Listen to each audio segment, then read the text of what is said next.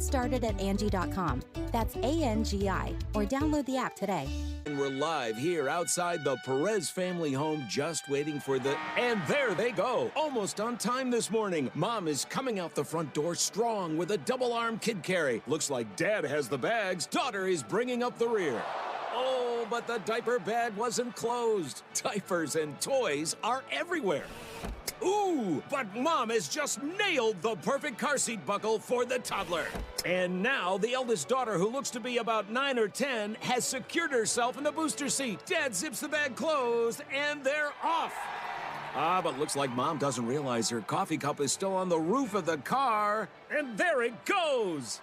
Oh, that's a shame. That mug was a fam favorite. Don't sweat the small stuff. Just nail the big stuff. Like making sure your kids are buckled correctly in the right seat for their age and size. Learn more at nhtsa.gov/the right seat. Visit nhtsa.gov/the right seat. Brought to you by NHTSA and the Ad Council. When you crash your car, you get it fixed. When your computer crashes, you get a new one. But what will you do if you've been saving in a 401k or an IRA and the market crashes? If you're in your 30s or 40s, you'll be just fine. But if you're in or near retirement, you could be in trouble. Mike Stevens and his team at Capital Wealth Advisors are here to help. They can run a risk analysis to see if you're too heavily invested in the market. Don't let the ups and downs of Wall Street control you or your retirement dreams. Call 801-210-5500 today to schedule your risk analysis with Mike Stevens and the team at Capital Wealth Advisors. That's 801-210-5500.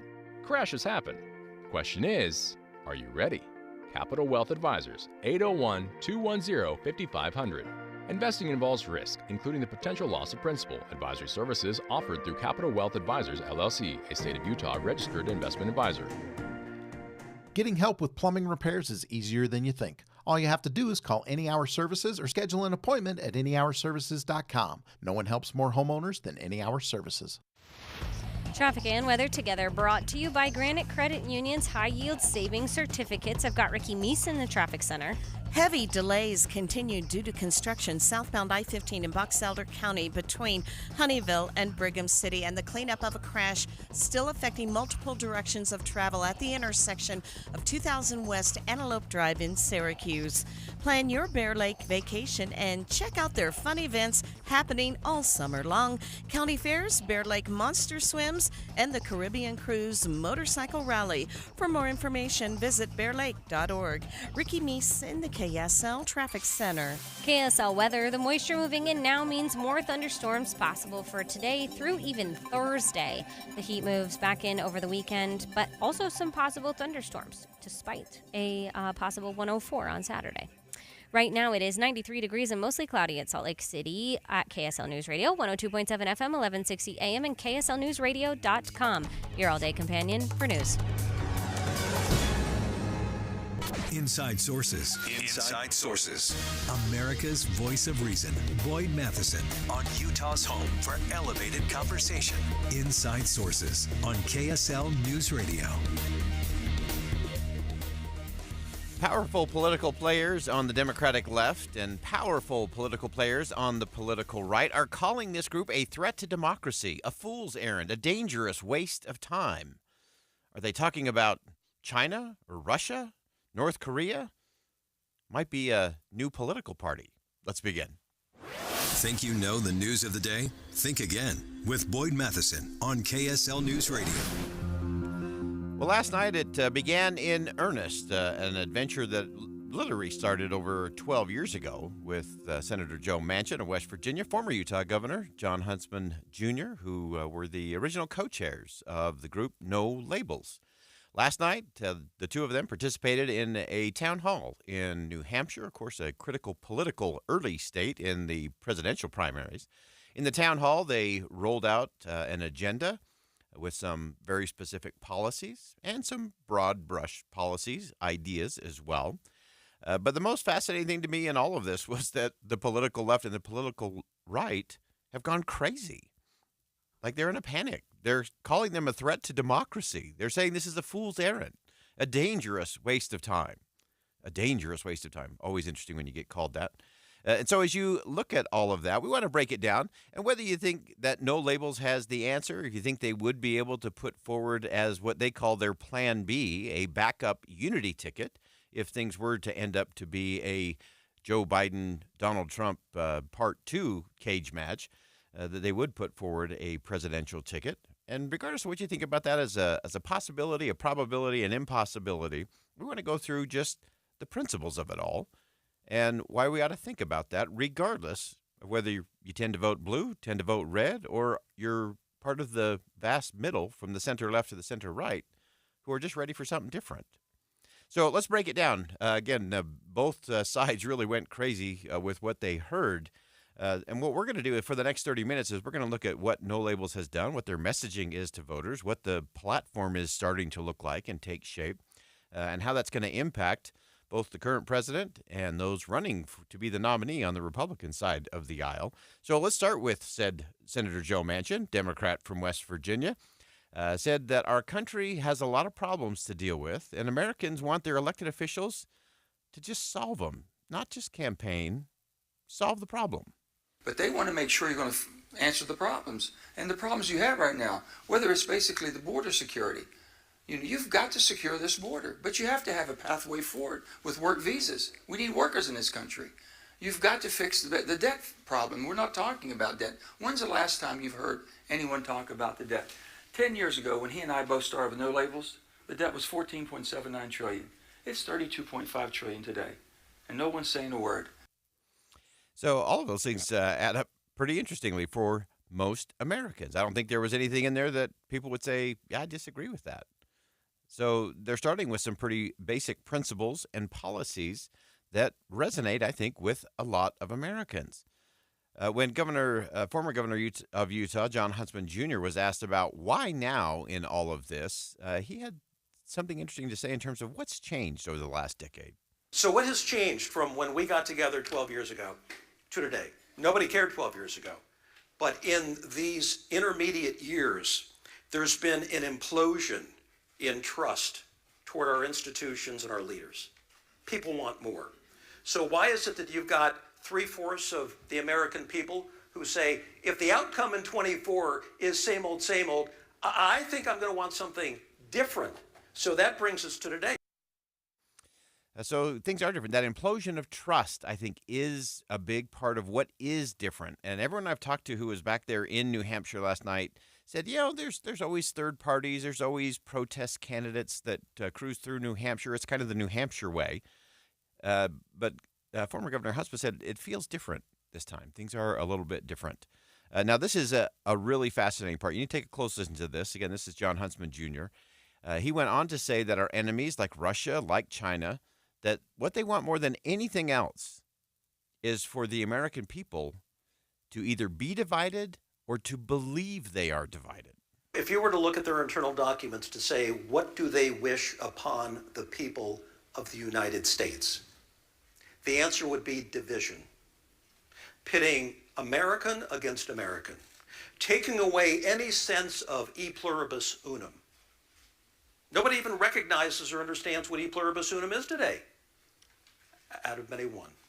That's what our rallying cry has always been in this country. So yes, what they want to see in this country, other than a failure financially and a failure educationally, is for us to be divided and constantly at each other. Because if you could see what I have seen living in Beijing and Moscow, when you look 10,000 miles away at this beautiful country and its beautiful people, when we are together on the big issues of the day, we shine and radiate, and we scare the hell out of China, Russia, and everybody else.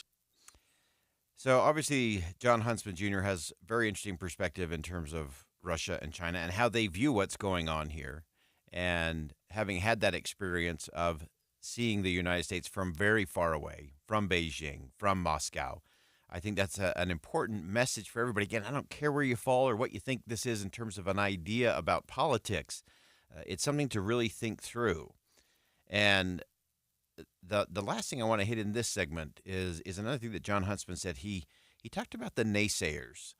about this no labels movement. Can they get on the ballot in all 50 states so that if they did have a ticket for a presidential run, would they be on the ballot in all of those? What difference would that make?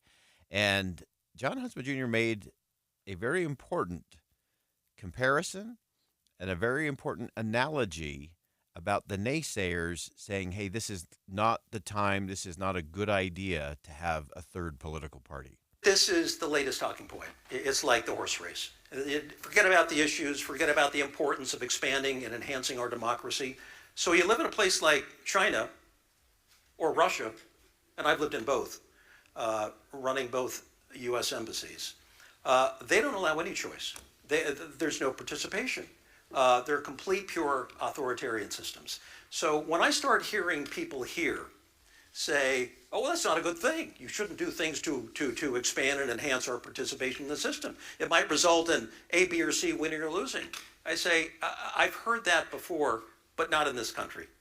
Here, we do it differently. So the places where you hear, no, more choices is bad, are places like Russia and China.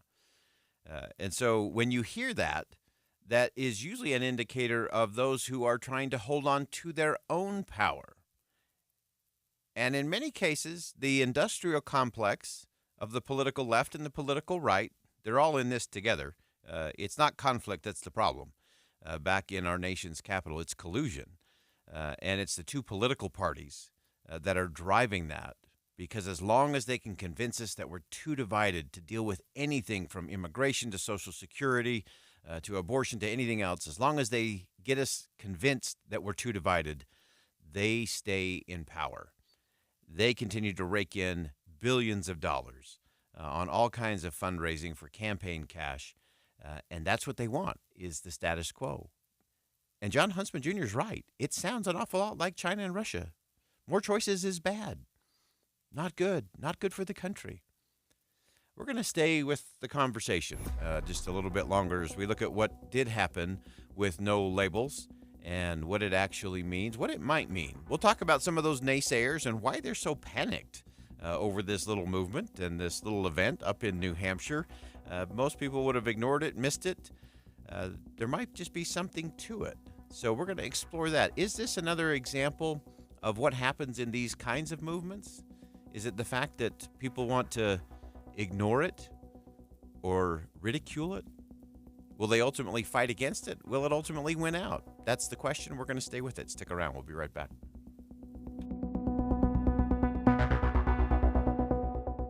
Think again on Inside Sources with Boyd Matheson. This Friday, whether you're getting out of town or simply trying to get around town, let's go for a little ride. We're adding more traffic coverage for anyone that stops by. Why? Because we like you. Triple Team Traffic for the 24th starts Friday at noon on KSL News Radio. I guess it's human nature, Amanda, that no matter how much money we have in our savings account, it never seems like it's enough. And if you find yourself in that mode right now, let us direct you over to our friends at UCCU. They are wanting to help you supercharge your savings. UCCU is offering high-rate savings options with yields up to 5.5%. All you do is go to UCCU.com and select a high-rate savings option to do just what you said, supercharge your savings. You're going to get a much bigger return on your savings right now. It's a savings certificate, which means you make one deposit up front and your money grows over a fixed period of time. So you can have that grow over 5 years, but UCCU has created some very short-term savings certificates with high yields, short like 6 months, 9 months, or a year. So you decide how long do you want to put that money. You deposit money, a one-time only deposit, and then you let it stay in. The longer it stays in there, the higher the interest rate you earn. And if you need immediate access to your money, UCCU's Money Market will give you a high yield and anytime access. UCCU, you're going to love where you bank. Tim Jr. here from RGS Exteriors to tell you about our 10-year everything guarantee. Most contractors spout off having great warranties that last forever. But those warranties are always, and I do mean always, riddled with loopholes, exception, fine print, and nonsense. At RGS Exteriors, we cover everything. Parts, labor, material, everything and anything for 10 full years. There's no cost to you whatsoever. No hoops to jump through, no exceptions. Yes, the products we sell, like James Hardy Siding, our windows, gutter covers, come with a 25 to 50-year manufacturer's warranty, just like everybody else. But the truth is, the products almost never fail. It's always the labor and material which is never covered, so you're stuck paying for service calls. For peace of mind, call RGS Exteriors. You'll sleep easy for 10 full years.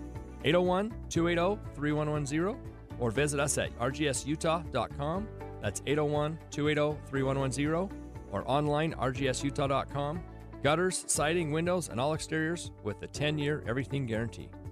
Smart, connected, modern. Discover life-enhancing independent living services at Trio South Ogden. They do things a little differently there because you're different. With everything you need to support your best self, you'll find that joy isn't just for the young, it's for the young of heart. Trio South Ogden's signature programs provide a unique approach to wellness that brings living well and well-being to life. To learn more, contact Trio South Ogden at 801-475-4004 or visit triosouthodden.com. If this were a Reese's TV ad, you'd be staring at a Reese's peanut butter cup. And sure, my voice is peanut buttery smooth, but still, you need to see the peanut butter cups, right? No? I can really just say Reese's and you'll go get some? Okay, Reese's. Reese's. Reese's. Really working, actually. Reese's. Reese's. I'm on to something. Reese's. Reese's. Reese's. Did you know 96% of Americans lose an average of $111,000 in Social Security income? And it's because they claim their benefits at the wrong time. Don't lose $111,000 in Social Security income that's rightfully yours. Learn how you could wring every nickel out of your benefits on Retirement Solutions Radio this Saturday afternoon at 3 o'clock, right here on KSL, News Radio 1027. Hey, this is Chris with JCW's. Are your kids picky eaters? Bring them in and try our chicken fingers or a grilled cheese sandwich. They'll be smiling big in no time. JCW's, quality and a lot of it.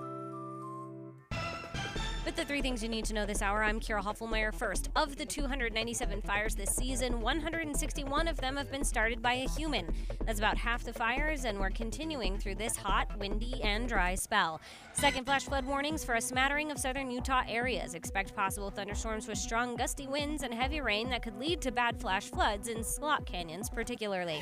Third, the U.S. believes one of its soldiers is in North Korean custody after reportedly willingly, but without permission, crossing into the country's borders. Officials say the soldier, 23-year-old Army Private Travis King, joined a guided tour group in South Korea yesterday.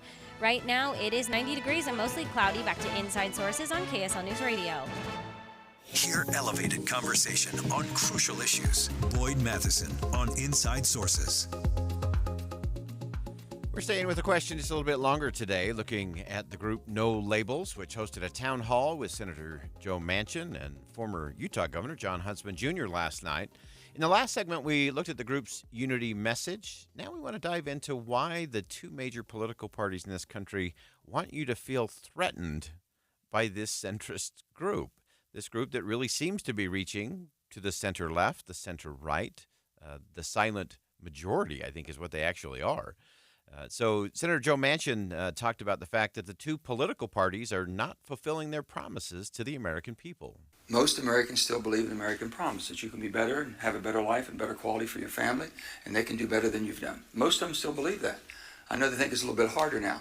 What they don't believe in is the promises from the parties today. The political parties have not delivered.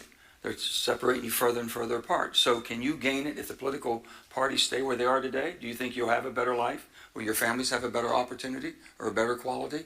Education's not where it needs to be. We can't compete. Basically, other countries have outperformed us in education. That's not acceptable. It's not acceptable. So we talked about it in the first segment about the fact that they want us to believe that we're so divided. Senator Joe Manchin took to that specific topic last night, saying, look, this is what they want. If people make you believe you're divided, don't accept that. You're not divided. You wouldn't be sitting here if you were divided. It's the politics in Washington, the business of the Democrat and Republican Party that has a better model. Their business model is better if you're divided, and basically they get you all chained up and you're ready to go, and nothing gets done. So their business model is better to be divided than united. And we're going to change that. Politics is big business. No question about that. And the business of big politics prevents us from actually having the conversations and solving the problems for the American people. And that seems to be the real genesis and the nexus and the essence of what this new labels movement seems to be all about. Now, they've been around for over 12 years. Not a lot of attention, not a lot of hype, not a lot of big headlines. Now, of course, they're making an effort to get on the ballot so that if they choose, they haven't said they're going to, but if they choose to, they would be able to have a presidential ticket, a president and a vice president on the ballot, which is what you have to have. And now that there seems to be a little bit of momentum, no longer can people just ignore it. And the amazing thing to me, the stunning thing to me, is that you have big-name Republicans and big-name Democrats who think this is the beginning of Armageddon, that the sky is actually falling. Take a listen to this. Former Democratic Senator from Alabama, Doug Jones, told ABC this week that a third-party candidate running under the No Labels movement would be a threat to democracy. There is no way on God's green earth that they can get to 270 electoral votes, which means they will be a spoiler. One way or another, they'll be a spoiler. And as Rick Klein said, it looks like they will be a spoiler in favor of Donald Trump, and that will be the biggest threat to democracy that we have seen since January 6th. An additional choice on the ballot? The biggest threat to democracy? Don't worry, the Republican side is equally up in arms, hair on fire. Presidential candidate Chris Christie told ABC News that No Labels is just a vain attempt. Because I think it's a fool's errand, George. I'm not in this for showtime. I'm not in this, for making a point. I'm in this to get elected president of the United States. And there are only two people who will get elected president of the United States in November of 24, the Republican nominee for president and the Democratic nominee for president. And I don't want to participate in something which, by the way, is also a scattergun approach to this. They think they know who they're going to hurt. They want to hurt Donald Trump if he's the nominee. But when you get into a third-party campaign, and we saw this with Ross Perot, we saw this later with Ralph Nader, you never quite know who you're going to hurt. First they ignore you, then they ridicule you, then they fight you, then you win. That's how most extraordinary movements begin. I'm not saying this is the beginning of the great movement, but I'm saying this is fascinating to watch, almost popcorn worthy, that you have people like Chris Christie and former Senator Doug Jones, Democrat from Alabama, who are calling No Labels a threat to democracy for exactly the opposite reason, by the way. Chris Christie thinks it's a threat to democracy because it might ensure Joe Biden gets 4 more years in the White House. Democrat Doug Jones thinks this is a threat to democracy because it might put Donald Trump back in the White House. The reality of all of that, again, whether this comes to fruition, what happens next is not the thing. The thing is for each one of us individually as voters to begin to assess and think different. It's time for us to think within the parentheses of a crazy idea. This is a crazy idea. But sadly, the left and the right want us to believe it's a bat-crazy idea and it's a threat to democracy. As John Huntsman Jr. said earlier, the only place that tells you can't have more choices because that's dangerous is Vladimir Putin in Moscow and President Xi in China, who regularly tell their people, you can't have a choice. A choice is bad. A choice is dangerous. I'm stability. I'm the certain way. That's what they want you to believe. So that doesn't happen in America. Just go look down the potato chip aisle at your grocery store today. You got 47,000 choices on potato chips alone. That's America. Choices are good. So don't let anybody convince you that deciding to do something different with your vote is dangerous. That's dangerous. That's dangerous thinking. Now, No Labels founding chair, Senator Joe Lieberman, he told ABC News that Americans are just kind of sick and tired of the two-party system, and maybe it's time for that 60 to 70% of Americans to get together and actually try something different. 60, 70% of the American people don't want the choice of Donald Trump and Joe Biden again.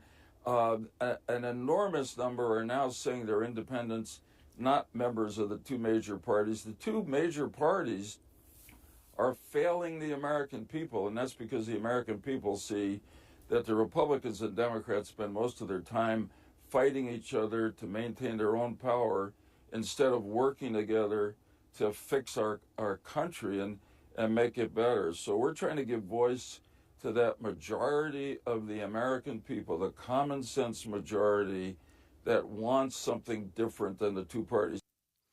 The common sense majority that wants something a little different than just what the two parties have been serving up.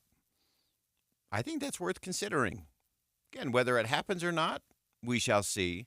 But don't let anybody convince you that it's an impossibility. Because the one thing we know about this country is our finest hours have always come not when things were certain, but when things were the exact opposite of that. When things seemed impossible. And then they went from impossible to improbable. And then suddenly momentum kicks in. And suddenly they become unstoppable.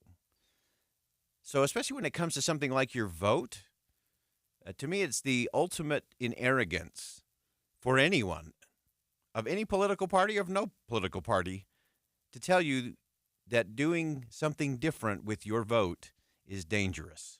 That is dangerous. And we should remember, to paraphrase William Morris, one person with an idea in their head is in danger of being considered crazy. Two people with the same idea may be foolish, but not crazy. 10 with the same idea start acting. 100 and they start to draw attention as fanatics, of course. 1,000 and the status quo begins to tremble. 100,000 and the cause has victories tangible and real. And why only 100,000? Why not 100 million or more? It's you and I that get to decide all of that. Remember, this country was founded within the parentheses of a crazy idea. Whether no labels is that crazy idea that brings about a third party, I don't know that. I don't think anybody knows that. But I think everybody ought to consider maybe we ought to try something just a little bit different. All right, we'll step aside for some bottom of the hour news. Don't go anywhere. Much more to come on Inside Sources here on KSL News Radio. We'll be right back.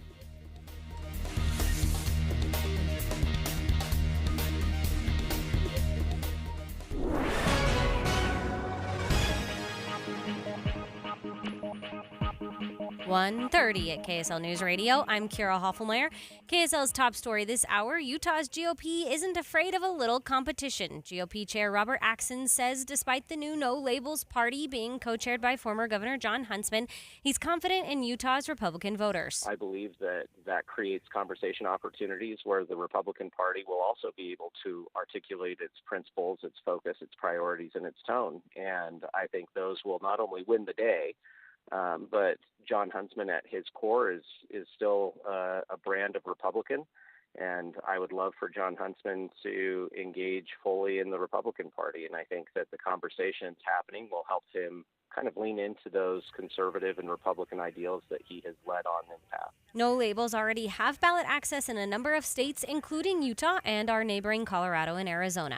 Our top national story this hour from ABC News, State Department spokesman Matthew Miller confirming that an American soldier is believed to be in custody in North Korea. It's clear that he willfully, on his own volition, crossed the border, and that the matter remains under investigation. The soldier has been identified as 23-year-old Army Private Travis King.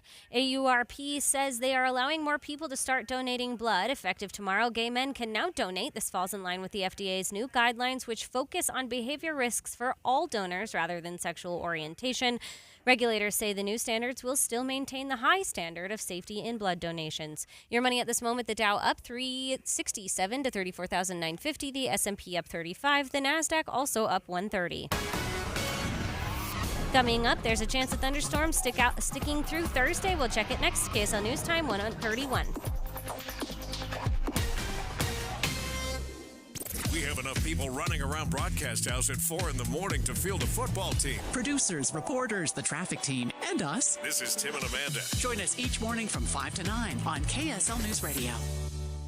With the economy the way it is, you're probably staying put. So invest in your home, your number one asset, with beautiful custom replacement windows from Advanced Window Products. They're a local Utah company building beautiful vinyl framed and insulated double pane windows for 37 years right here in Salt Lake City. Advanced Window Products will save you money on your energy bill. Get security features to keep your family safe. And at Advanced Window Products, it's all custom. And the best part? They're local. They build the windows, they install the windows, and they guarantee them for life. so there's no middleman markup. You save on the highest quality windows in Utah, plus Rocky Mountain and Dominion offer rebates. For a limited time, they offer 60-month 0% financing, and right now, get $2,000 off 10 windows or more. They're working 8 weeks out, so make the call now. Advanced Window Products, 801-850-9100. That's 801-850-9100, or visit AdvancedWindowsUSA.com. With our roots in northern Utah, Holy Cross Hospital has a legacy of caring to help every person be whole and healthy. Find us at 5 Holy Cross Hospital locations and more than 45 clinics along the Wasatch Front. Learn more at holycrossutah.org. At Holy Cross Hospital, we're honored to carry the legacy of our namesake and equally honored to care for northern Utah's vibrant communities. Find us at 5 Holy Cross Hospital locations and more than 45 clinics along the Wasatch Front. Learn more at holycrossutah.org.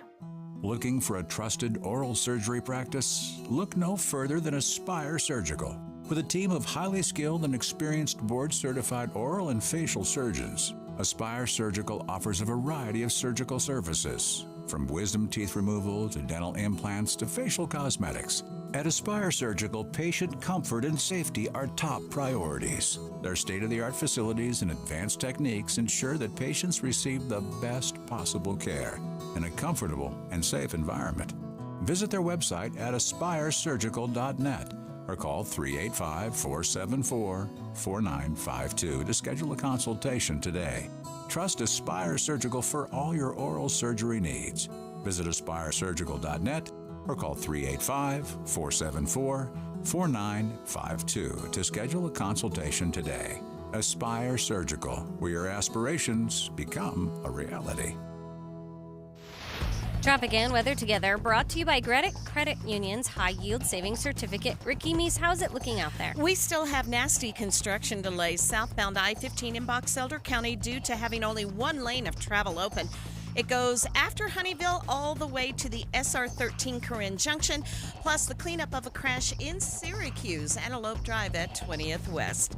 Gillette Heating and Air Conditioning is offering spring air conditioner tune-ups for only $59. Call 801-825-4500 to schedule today. A Carrier Factory authorized dealer. Ricky Meese in the KSL Traffic Center. KSL weather, clouds are in the sky until the weekend when the sun comes out and brings the heat with it. Friday could hit 101, Saturday and Sunday 104, but then more clouds are going to move in for a cool down into next week. It's a relatively small cool down though, so don't get too excited. Now it is 92 degrees and partly cloudy at KSL News Radio, 102.7 FM, 1160 AM, and KSLNewsRadio.com. Your all-day companion for news.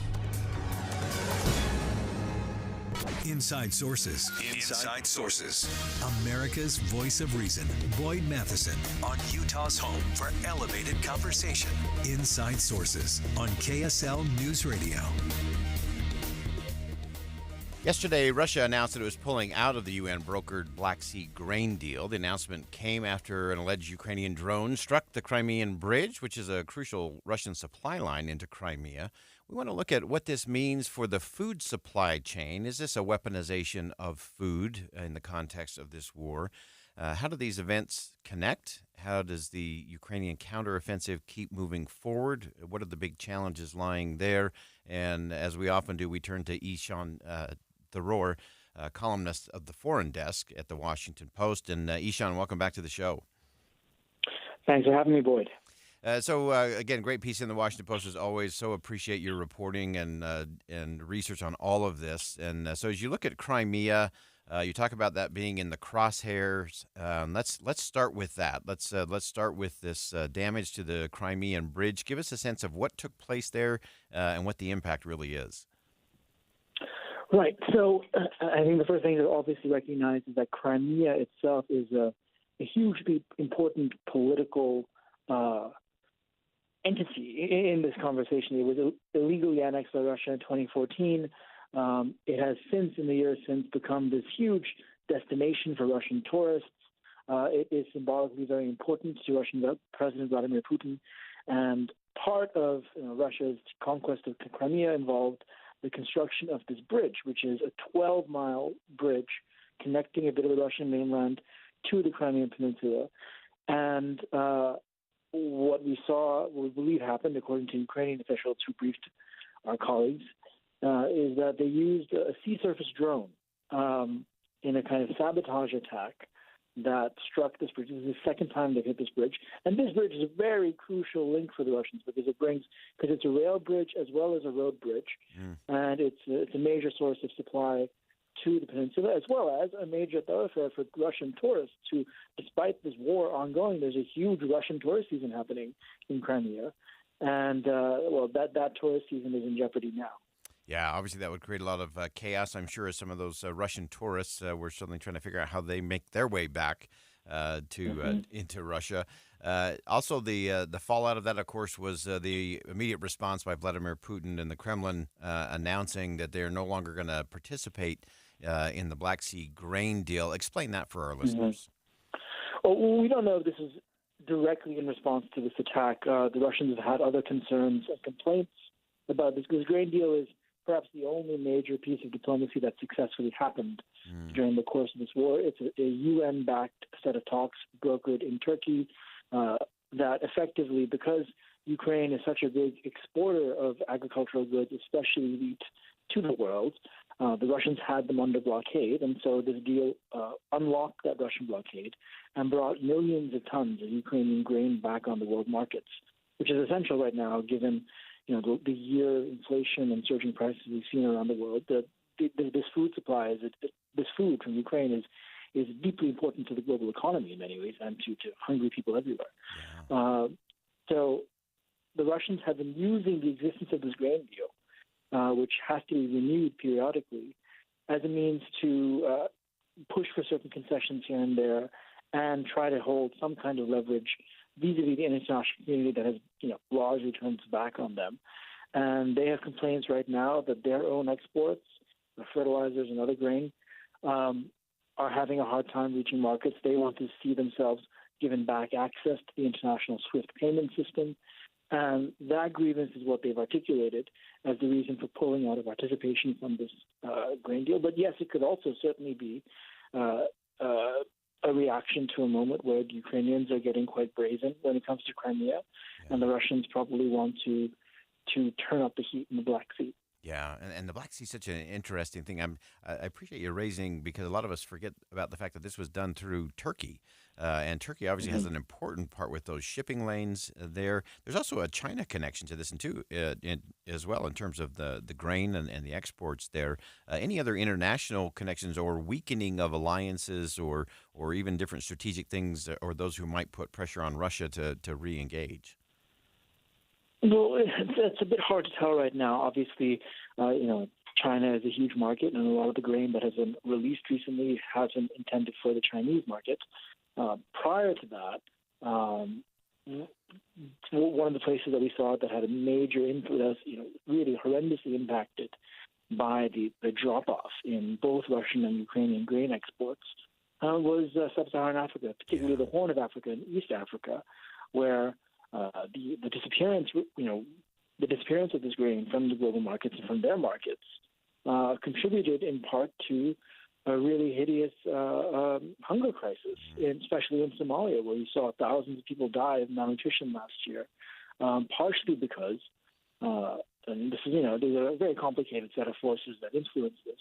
Yeah. But we can certainly say that the disappearance of some 12 to 15 million tons of Ukrainian grain from the global food supply last year drove up prices such that many ordinary people were not able to acquire food, or at least had a harder time putting food on the table. And having that back on has been a prerequisite to stabilizing food prices elsewhere. Yeah, no question about that. And let's shift now to the Ukrainian counteroffensive, which is always the harder part of the program. It seems to me defending is one thing, counteroffensives are another. And one of the things, some people said, it's a slow slog. And I think a lot of folks said, wait a minute, they're going to have to deal with all kinds of things in terms of trench warfare and mines being placed. Give us a sense of just how sophisticated or how deep and extensive those mines have been and what it has meant to that counteroffensive. Yeah, So there obviously it's a pretty diverse battlefield, and on certain there's some fronts of this counteroffensive, particularly in the east and the southeast, where there's more kind of kinetic action happening. But the major point of the offensive, if you were looking at a map of Ukraine, is southern Zaporizhia province, where the Ukrainians are really hoping to break through Russian lines in order to basically cut off the land bridge that the Russians do have between their positions and Crimea. And that, to the Ukrainian perspective, is a game changer. If they can break through in Zaporizhia, it will change the face of this war. What they've seen, unfortunately, is that it's been incredibly slow going. The Russians this is a pretty flat area of the country and with minimal covered terrain, and the Russians have, in many areas, just mined the hell out of this place. We're not talking about isolated, one mine here, one mine down the road there. Yeah. We're talking about fields of mines, and done in such a way that even once Ukrainians have cleared them, Russian drones come back and drop more mines in some of this terrain. So it's incredibly complicated because also the technology involving both mining and demining is also quite complicated. The Russians have also been targeting the equipment the Ukrainians have to demine, because this is often sometimes very large equipment that gets maneuvered around slowly in exposed areas. So it has been very frustrating for the Ukrainians. But the upshot here is that we've actually seen, at least from what I've been told by U.S. officials, there have been fewer points of contact and action. So we're not seeing the kind of brutal casualty accounts that perhaps we may see further down the road. The major battles that haven't happened yet, but it is a pretty painstaking and slow-going war right now. It is a very slow slog, and obviously Crimea is a crucial part, at least as seen by the Ukrainians. That's important to get it resolved on their terms, not Russia's terms, or how a lot of European conflicts have happened over the centuries, that whatever you have, when you get to the bargaining table, you usually get to keep. So I think that's part of it. Is there anything kind of under the headlines that you're watching for, Ishan, in terms of kind of what comes next, or a tipping point kind of moment? I really think this is a scenario now in the course of the war where the Ukrainians, after the summit in Vilnius, they were disappointed by not being given a clear timeline into NATO. They now are once more clamoring for fighter jets. They really want to see a delivery of F-16s and so forth. And I think Ukraine, that contribution of air power may actually help turn the tide, or at least push this forward. And so you may see Western governments in the months to come accelerate a process of transferring at least some fighter jets or sophisticated fighter jets to the Ukrainians so they can puncture through some of these Russian defenses. Fantastic. Great insight, as always. Great piece in the Post. Ishan Tharoor, columnist on the foreign desk at the Washington Post. Ishan, thanks again, as always, for giving us some crucial insight there. My pleasure. Always good to be with you. All right, we'll step aside for a quick break. When we come back, the First Lady of the state of Utah has jumped off the horse and onto the show. Find out what that's all about coming up next.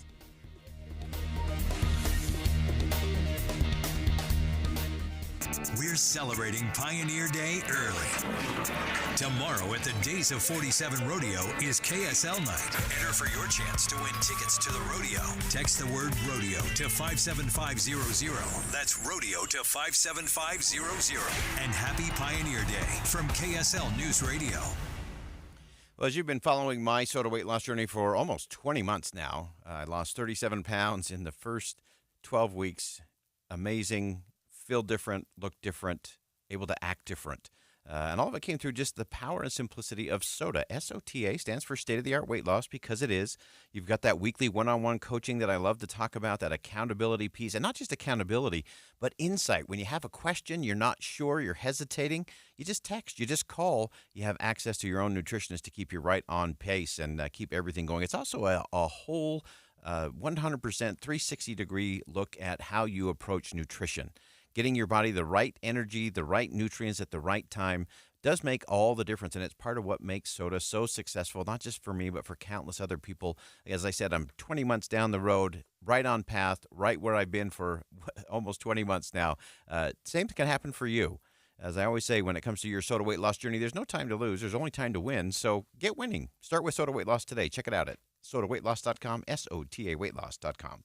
Hey, want to know my Visa number? You'd never shout that out in public. Unless, of course, you have a cell phone. Well, who wants my Social Security number? Millions of phones are compromised every day. Tech companies, network operators, and hackers are all after your personal data. That ends now. 4 Freedom Mobile provides military-grade encryption with complete anonymity. Secure your phone starting at $19.99 a month. Visit 4freedommobile.com. That's the number 4, then freedommobile.com.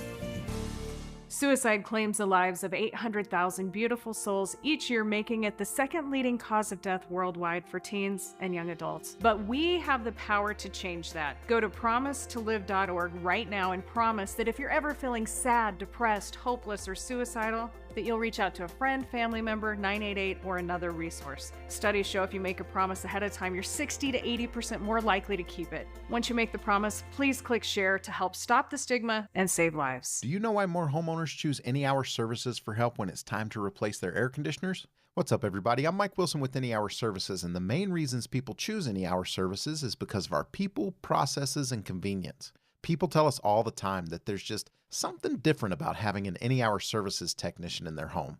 That's why most of our over 18,000 Google reviews mention our technicians by name. Another reason is our 7-step install process that we call the Any Hour Difference. It all starts with a needs analysis where you explain what you like and dislike about your current system. This helps us design and size a system that fits your comfort and efficiency preferences as well as your home's airflow requirements. As for convenience, most of our installs are completed in one day. We also have flexible, no-money-down financing options available, even if you've been told no in the past. So if you've been thinking about getting a new air conditioner, call Any Hour Services and schedule a free estimate today. Google Any Hour Services or schedule online at anyhourservices.com.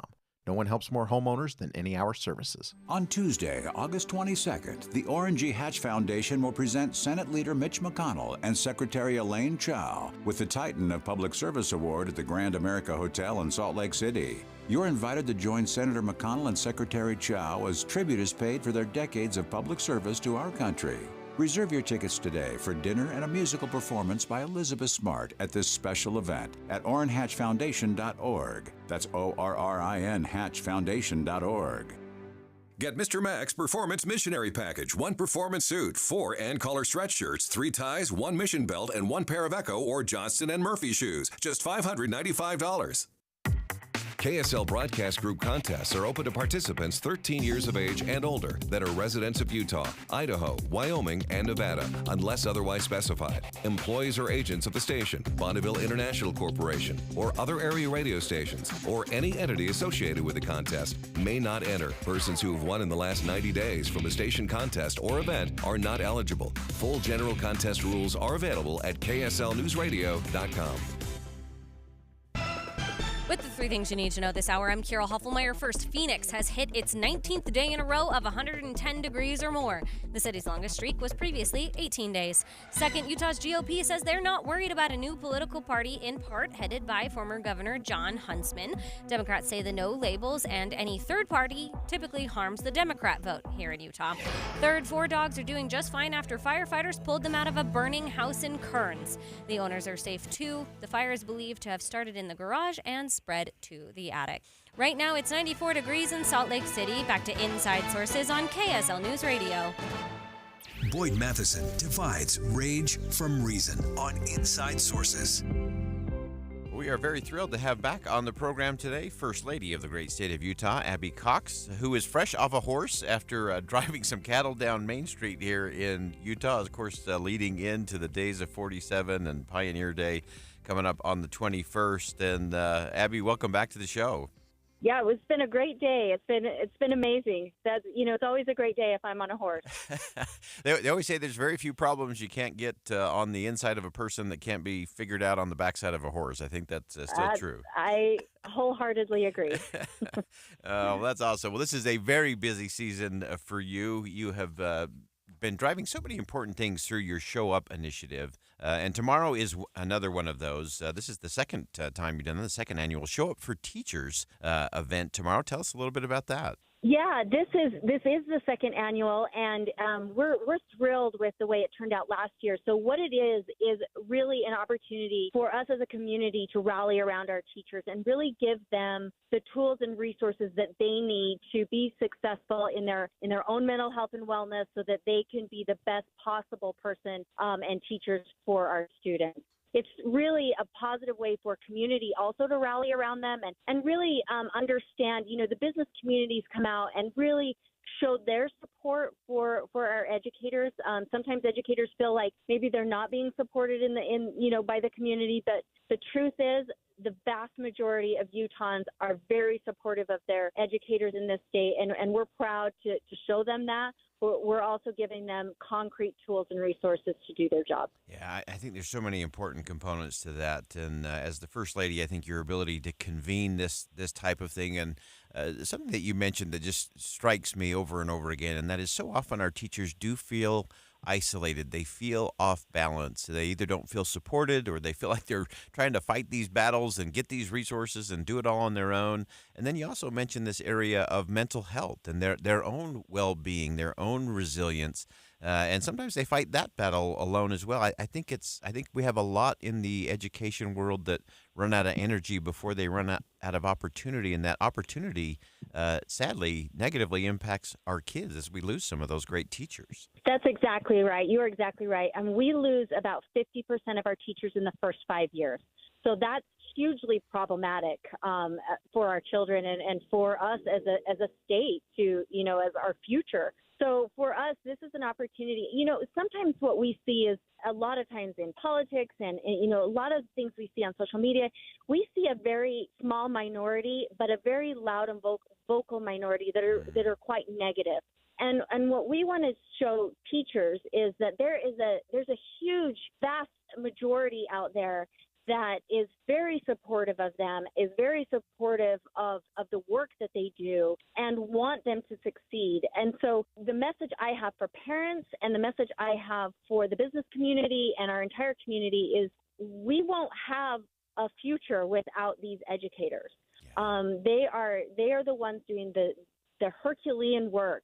And right now, kids are suffering from mental health issues like many of us. And so we want to make sure that they have the resources to take care of their own mental health, to be able to address and help our students in the classroom as well. Yeah, so important. And one of the other things I love that you do at this conference is that it's not just what's going on in the classroom, although there's some amazing breakout sessions on classroom management and so on, but you're really looking at the whole teacher. You've got some of our favorite folks coming in to tag team with you. Arthur Brooks, our good friend, and also Michael Bonner coming in. Tell us what they're going to be talking about and how that can impact our teachers. Yeah, we are thrilled to have Arthur Brooks and Michael Bonner. Arthur Brooks has been here in the state many times. He's worked with the University of Utah. He's done so much research. He's a Harvard professor. He's a researcher in happiness. This is the message we want for educators. So we're thrilled he's going to be here. They're going to get concrete skills, how to really improve their own mental health, their own wellness, their happiness indexes. And so we want to make sure that, that's a big part of the message. Michael Bonner's an educator, current educator. And so we want them to be inspired by actual educators that are doing this work together. And one thing that I've been thinking a lot about recently is this idea of, emotion transfer.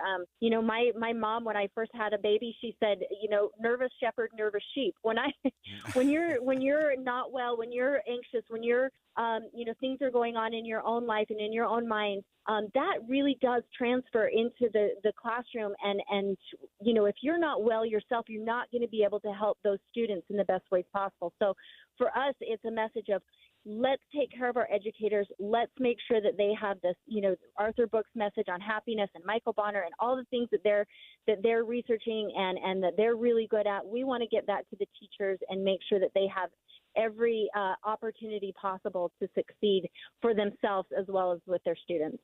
It's such an important part of your Show Up initiative, showing up for teachers. And as we mentioned, some of those breakout sessions are going to include everything from, again, classroom management, that kind of thing, but also personal finance and goal setting, stress management, conflict resolution. Tell us about some of those breakout sessions and what you hope educators walk away with. Yeah, I hope they see this menu as, crafted by them for them. We involve teachers especially our Utah Teacher Fellows, in every step of the process of curating the content for this conference.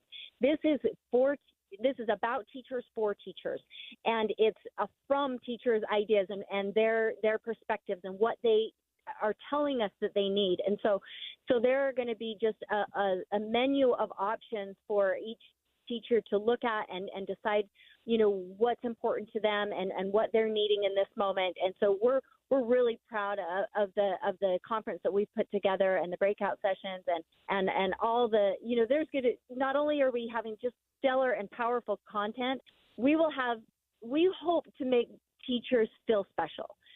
Sometimes our teachers get treated like, the babysitter down the street, but we want to make sure that they are treated like the professionals that they are. And this is a conference to really make sure that they know how important they are to us. I love that. The event happens tomorrow, Wednesday, July the 19th, from 8 a.m. to 4:30 p.m. It's at the Mountain America Expo Center there in Sandy. We know that you'll be speaking there with Arthur Brooks, with Michael Bonner, and with a host of others. And this really is about showing up for our teachers, part of your great Show Up initiative as First Lady of the state of Utah. And again, if you can start your day on the back of a horse, you can finish it with a classroom full of teachers. I think those are pretty good days. Best day ever. Fantastic. First Lady of the state of Utah, Abby Cox. Abby, thank you so much for joining us today. Thanks for having me. That's such an important initiative, and this whole concept of showing up is what it's really all about. Government can't do it all. Community has to do it. Family has to do it. We're going to step aside for some top-of-the-hour news, but when we come back, we're going to spend the entire second hour of the program today talking about family. And we're going to start with something really fascinating. We're going to talk about grand families and how there's this growing trend that grandparents are raising their grandchildren. That can be a powerful thing. It can be a complicated thing. It can be a difficult thing. And often they run out of energy before they run out of opportunity to make a difference for those children and grandchildren. And we're going to talk about that with Dr. Moses Dixon coming up next on Inside Sources. That wraps up hour number one. We'll step aside for top of the hour news. Much more coming up. Stick with us right here on KSL News Radio. We'll be right back.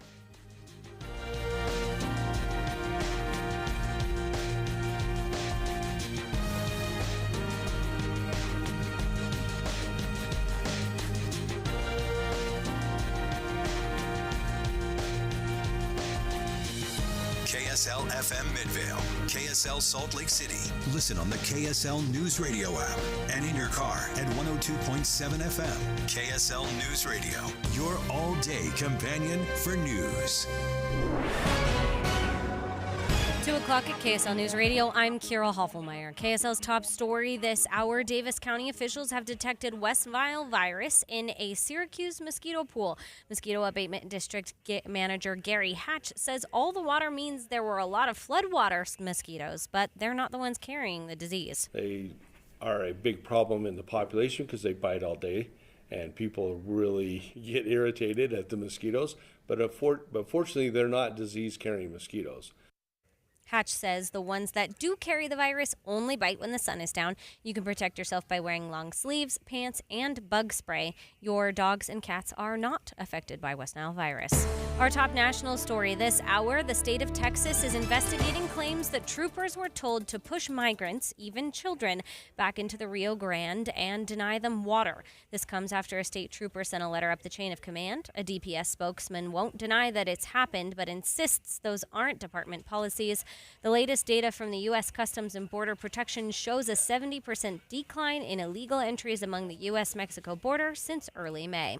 Meantime, the U.S. Department of Health and Human Services says it has lost track of some 85,000 unaccompanied migrant children who have crossed into the U.S. News Nation Southwestern correspondent Allie Bradley tells David Dujanovic information about these children is still really limited. I remember having a conversation with the sheriff and saying, where are the children who are unaccompanied? Because statistically, there has to be some.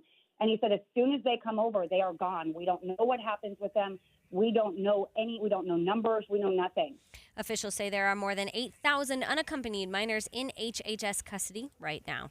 You're on Wall Street today. The Dow finished up 366 to 34,951. The S&P up 32. The NASDAQ up 108. Coming up, the heat isn't going away anytime soon. KSL Weather's next. KSL News Time 2:01.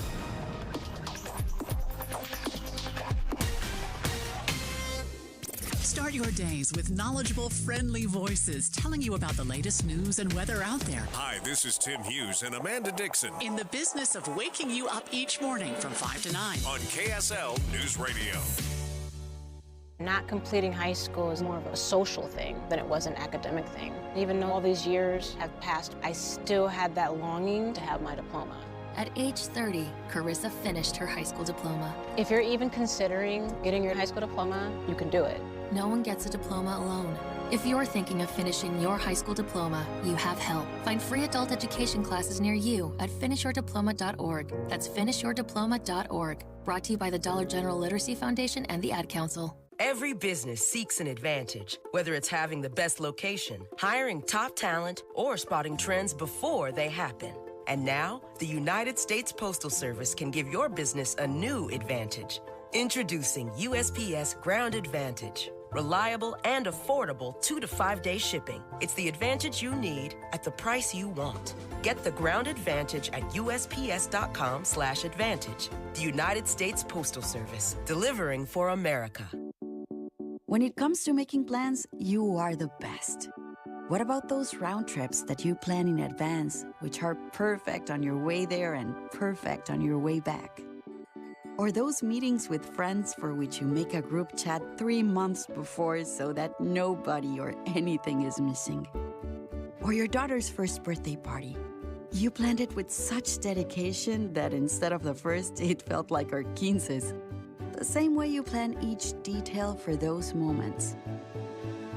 Start planning to protect you and your loved ones from a natural disaster. Sign up for local weather and emergency alerts. Prepare an emergency kit and make a family communications plan. Protecting your family is the best plan you can make. Get started at ready.gov/plan. Brought to you by FEMA and the Ad Council. Tents are going up, prices are going down. And that means you know where you'll be July 19th through the 22nd. Noble House Furniture and Design in Bountiful is holding its annual tent sale July 19th through 22nd with hundreds of new in-the-box overstock and clearance items. Every year, Noble House clears out the warehouse, and that means great discounts on beautiful, high-quality furniture with savings of 50 to 80% off MSRP. Noble House wants their clients to love walking into their homes. For 22 years, Noble House has helped clients find the perfect design result. And now, that can all be yours, complete with up to 80% off MSRP. Furniture store, interior design studio, and outstanding values. The tents go up and the prices go down. July 19th through 22nd in Bountiful. Get details at noblehousedesign.com. That's noblehousedesign.com. If you want a heating and air company that uses third-party verification of their work, that is one of the highest rated on both Google and Yelp, then call At Your Service Pros at 801-YOUR-PRO. Traffic and weather together brought to you by Granite Credit Union's High Yield Savings Certificates. Ricky Meese, is it still bad up north? We are finally seeing good speeds return to southbound I-15 in Box Elder County. They've opened up all lanes of traffic with the construction, so that's the good news. However, we do have a surface street crash in Salt Lake County, 40th West, about 4600 South. The Utah Symphony's Deer Valley Music Festival in Park City features Ben Folds, Leanne Rimes, the Beach Boys, and more. Going on now through August 4th in Park City at DeerValleyMusicFestival.org. Ricky Meese in the KSL Traffic Center. KSL weather, it's slightly cooler today than yesterday, but our high will still be like 95 degrees. I don't think we're going to get there. I think we'll be just shy of it. But it does have a chance of thunderstorms throughout the evening. We're going to heat back up to over 100 this weekend, so be prepared for that. Right now, 92 and partly cloudy at KSL News Radio, 102.7 FM, 1160 AM, and KSLNewsRadio.com. Your all-day companion for news. Inside Sources. Inside Sources. America's voice of reason. Boyd Matheson on Utah's home for elevated conversation. Inside Sources on KSL News Radio. When families succeed, society rises. There are countless studies and data points to show that that is the case. That's what the data tells us. But the picture of the American family is changing in fascinating, interesting ways. An increasing number of children are being raised not by their parents, but by their grandparents. So, what added challenges exist for these kinds of families to overcome? How do we better support grandparents acting as the primary caregiver for their grandkids? And what do we need to think differently about to help all kinds of families succeed in the country? We got to get beyond the headlines. It's time to think again. Think you know the news of the day? Think again with Boyd Matheson on KSL News Radio. Well, you are in for a real treat today. We have live in studio Dr. Moses Dixon, President and CEO of Central Massachusetts Agency on Aging. And Dr. Moses is the president and the CEO and an all-around good guy. Had an opportunity to spend an evening with some extraordinary individuals last night here in the state of Utah. This is an amazing group. Dr. Dixon has a rich history, and this is one of those I knew him when moments. I knew Dr. Moses Dixon when he was an intern for Democratic Senator Harry Reid back in the United States Senate. And you have had an extraordinary journey, and the things that you are doing are just fascinating. So welcome to the show, and excited to talk about what you have been doing and what you've discovered about grandparents raising their grandchildren. Just give us some perspective. Well, Boyd, thank you so much for having me. I bring you greetings from the Commonwealth of Massachusetts, and it was great to spend the evening with you last night. So back when COVID hit, COVID has changed all facets of our life in terms of the way we go about our daily lives or the way that the economy works, and even the family structure. Yeah. So when COVID hit, as the president and CEO of the Central Mass Agency on Aging, we saw an increase of demand for support for grandparents that were raising their grandchildren, also known as grandfamilies. Yeah, I love that title, by the way. Yes, it is a very interesting term. You can also say grandkids, so they're all interchangeable.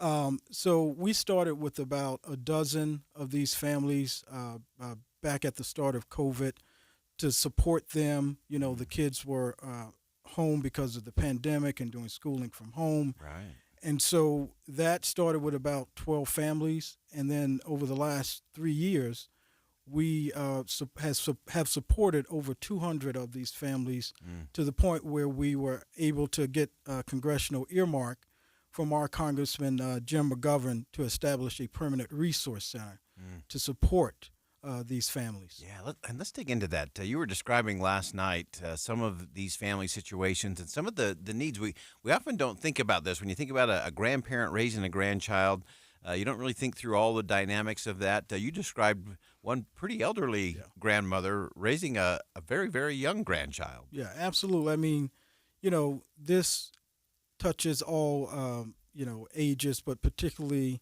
there are grandparents that are, 40 or so, but then there's the vast majority who are 60 plus. Yeah. And the grandparent that I spoke about last night was this 80-year-old woman 2 years ago who was raising her 3-month-old great-grandchild. Wow. Because, the granddaughter and unfortunately her daughter fell through the cracks of the opioid crisis. And so, it's situations like that where you have an older adult who may be in retirement and now they're having to find themselves in a situation where they not only have to look out for themselves, they also have to look out for a younger child. And so there's a lot of barriers with that. Yeah. The way that, she raised her children, 60 plus years ago is different than how you raise children now. And so we, through this resource center, which we launched in May is Older Americans Month, by the way, and as a part of the service delivery to support grand families is we're taking a very innovative approach, and we're using community health workers to do that. Yeah. And part of the reason why the community health worker model is so important, in Massachusetts, we have a good system in terms of kinship support at the state level of connecting these families to services and resources. Yeah. But that's about it. They don't go into the homes to do assessments on, some of the challenges. For example, this 80-year-old woman that I talked about, she needed shower railings in her house. And we wouldn't have known that if you didn't have a community health worker going into the home to do an assessment. So the community health worker model is a strong model, and I'm pretty confident that it is going to be a model that's going to be used across the country on how do we provide services for grand families. Yeah, I love that, and your innovative approach to so many different things. We're going to talk about some of that in our next segment. You are one of those guys who lives with what we call within the parentheses of a crazy idea, and you just keep making those come to fruition. And this is one of those models that does that. Describe for us real quickly some of the other challenges that they face. One of the things I think that we don't really think about is just something as simple as getting your child enrolled in school. Yes. If you're the grandparent, you're not registered as the legal guardian, and something that creates all kinds of barriers and obstacles. Yeah, no, I mean, there's a host of issues, as you know, that are barriers to these grand families. And one, unfortunately, is that a lot of these grandparents, they don't have the legal custody of their grandchildren. And so, simple things that we would think is simple as enrolling a child into school becomes extremely difficult because they can't do it. And so in addition to the model that we've created with our community health workers, we're partnering with an organization in Worcester that does free legal services to the community. And so we're going to be working with them to create a legal pipeline to work with these families to get the legal custody of their grandchildren so they can do those things such as enrolling them into school. Yeah, such an important part of that process. And we're going to stay with the conversation here just a little bit longer because that's what we like to do on this show. And we're going to continue to dive into this. These extraordinary grandparents leading these grand families, many of them are the greatest generation, so they're willing to sacrifice, they're willing to serve for family and community, making sure they have the right resources and the right support structure so that they can thrive and that their grandchildren can succeed is an important question that is not being asked in nearly enough places in this country. Dr. Moses Dixon is going to continue to lead us through that, so stick around. We'll be right back. More Inside Sources coming up next.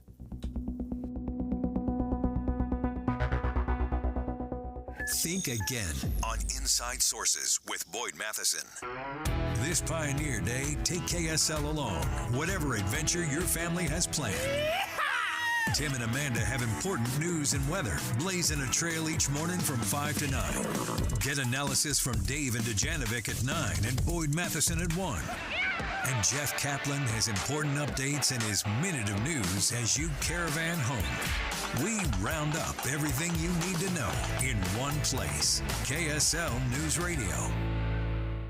Hey, Derek Overstreet here from the New Millennium Group, financial advisors in Utah. You know, I've been helping people retire in the state of Utah for the last 20 years. The way we do that is we actually find out what is important to you.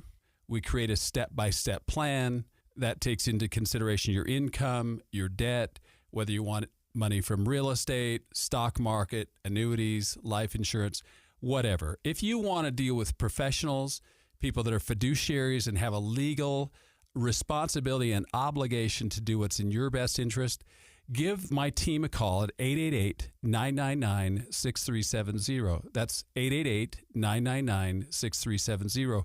Or go to my website, utahsfinancialplanner.com. If you'd like to retire 3 to 5 years before you thought it was possible, give my team a call right now. 888-999-6370. That's 888-999-6370. At Your Service Pros Heating and Air recently received the following review on Yelp. I'm so glad I got a second opinion from At Your Service Pros. They identified the same items of work to be done, but gave me a much more realistic quote. I'll definitely use them again. Thanks, Seth. We're glad we were able to do the repairs for less than half of what the other company quoted him. There's a reason we're one of the highest rated companies on both Google and Yelp. If you want a free second opinion on your HVAC repairs, give us a call at 801-YOUR-PRO. That's 801-YOUR-PRO. Hi, this is Doug Wright. And when my wife Dee and I moved into our new home a few years back, would you care to guess what was one of the first purchases we made for the home? It was a water softener, Doug. That's right, but not just any water softener.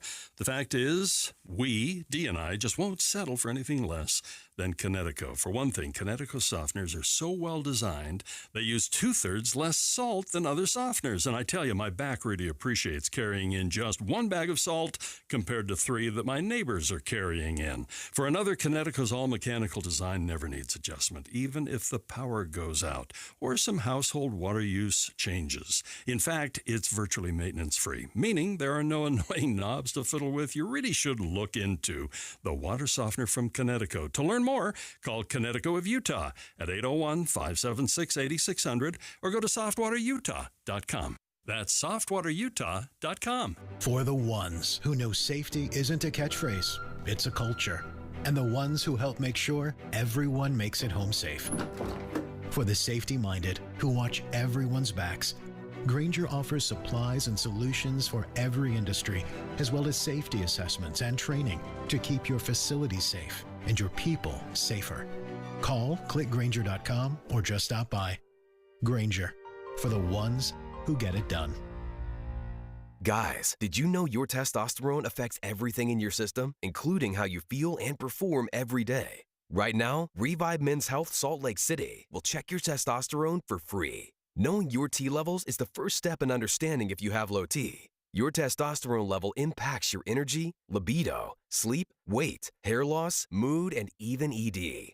Maintaining an appropriate T level can change your whole life. Most men start to see changes in their hormone levels in their 30s. Experience and results matter. So what are you waiting for? Get your T levels checked today by local, experienced, and trusted men's health experts. They've helped thousands of men since 2011. They're so confident they can help you, they even guarantee it. Call Revive today and schedule your free testosterone test, free exam, and free consultation. Call Revive Men's Health at 801-263-7777. That's 801-263-7777. Or visit revivemenshealth.com. With the 3 things you need to know this hour, I'm Kira Huffelmeyer. First, Salt Lake City police are still looking for a missing 12-year-old girl. Santa Olvera was last seen yesterday morning at Glendale Middle School wearing a blue t-shirt and black pants.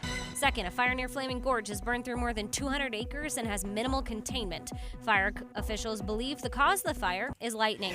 Third, Davis County officials have detected West Nile virus in a Syracuse mosquito pool. So far, no humans have gotten sick. Right now, 94 degrees and partly cloudy in Salt Lake City. Back to Inside Sources on KSL News Radio. Boyd Matheson divides rage from reason on Inside Sources.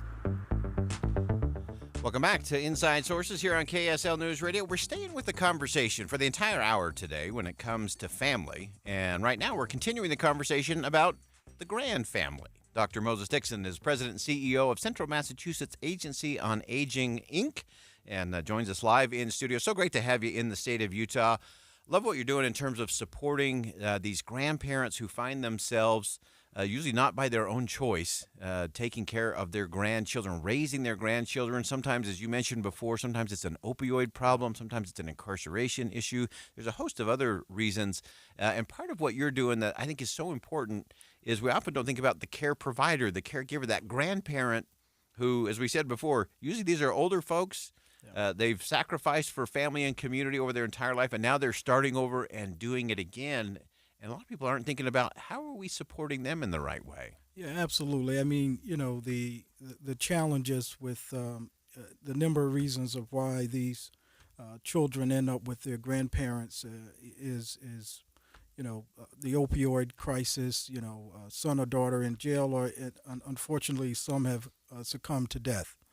And so these grandparents step up because they love their grandchildren and they want to be there, but that comes at a price, right? Yeah. And so one of those prices is you know, respite care.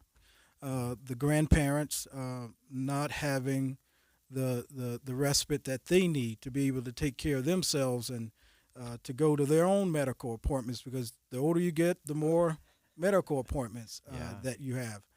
And so part of the resource center, what we've been able to do is to partner with some child care providers to be able to provide, respite care for the grandparent to drop off, a grandchild for a few hours while they go and take care of their own business. But the other side of that, too, is if you're a grandparent living in public housing, you're in a space that was fit for you, and now you're in the unfortunate situation where you're in a one-bedroom apartment and you have 2 or 3 grandchildren. Yeah. And so the issues with that also, Board, is that unfortunately in this climate where the housing crisis is a really big challenge, people's rents are going up. And so, in addition to the respite piece, housing is also a critical piece to this as well. Yeah, housing is such a big challenge. And I think from the respite side of things, I spent an afternoon with my grandkids and I'm ready for a little bit of respite. But again, you think about that day in, day out. As someone in your 70s or 80s and you're getting kids to school and you're back doing that carpool and doing all the things, that is exhausting. Yeah. And then if you have your own medical needs and appointments and so on, that's an important piece of the puzzle to be sure. Give us one last thought as it relates to these grand families that we're not thinking about. So I love the housing component because, again, whether it's at a local level, whether it's Massachusetts statewide, or whether it's across the country, in so many places we're not having these conversations. What else should we be thinking about when it comes to these grand families? For me, I think, I certainly was not an expert on grand families 3 years ago when we started working with these families in central Massachusetts. And the thing that comes to my mind is that when you think about diversity, equity, and inclusion, you don't think about older adults. Yeah. And you certainly don't think about grandparents that are raising their grandchildren. And so I think changing that mindset to make sure that when we think about these things from a holistic perspective is that we are also including grand families in the larger scheme of things. Yeah, I love that. And I know part of the reason you're here in Utah this week is for some things on aging. Give us a sense of some of your work in that space in particular. Yeah, absolutely. So we've been here for a couple of days as a part of the U.S. Aging Conference, which is our national association that we are a part of. And some of the other things that we are working on locally in Massachusetts is everybody knows the Meals on Wheels program. Yeah. It's a great program. Unfortunately, there's challenges with the Meals on Wheels program.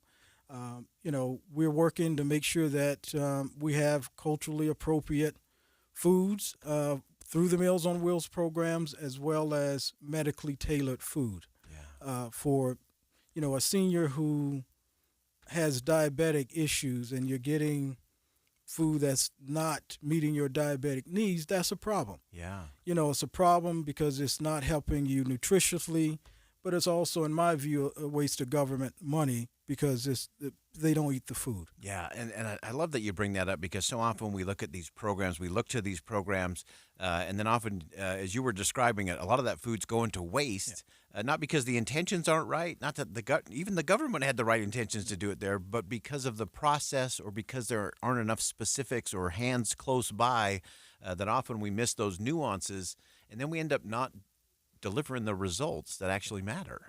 Yeah. No, it is a huge challenge to ensure that, that people have a choice. They have a choice to have food that meets their medical needs, but they also have a choice to have food that meets their cultural needs. Yeah. It is a respect thing in my view, and it's just like, love that. We have food pantries all over the country. They do wonderful work, but oftentimes a lot of folks, the food that they get, if they had the choice to actually go in to a food pantry or a grocery store, they'll pick what they want that met their own cultural and nutritional needs. And so I think we've got to take that approach with the Meals on Wheels program, and that's the work that I'm doing at Harvard Medical School, is looking at how do we shift that program into not only meeting the nutritional need, but also meeting the needs of what the government set out when they allocate these dollars for the Meals on Wheels program. Yeah, and I love the studies that you're going after as it relates to Harvard and your education piece there. I want to round out with one of those other areas where you're looking at within the parentheses of a crazy idea.